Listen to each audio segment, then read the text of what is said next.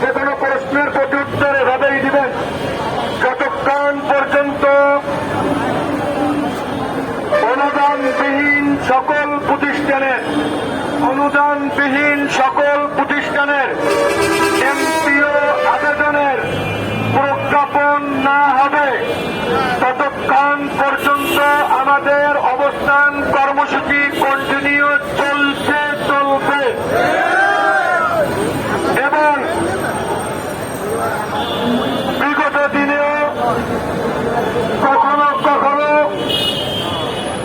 আমাদের নানা জরুরতের কারণে শিক্ষক কম দেখে যতবার আমাদেরকে দুর্বল মনে করেছে ততবার কর্মসূচিকে সামনে রেখে আমরা দ্বিগুণ হয়ে ফিরে এসেছি। আগামীতেও যতক্ষণ পর্যন্ত অনুদানবিহীন প্রতিষ্ঠানের এমপিও আবেদনের গণবিজ্ঞপ্তি জারি না হবে ততক্ষণ পর্যন্ত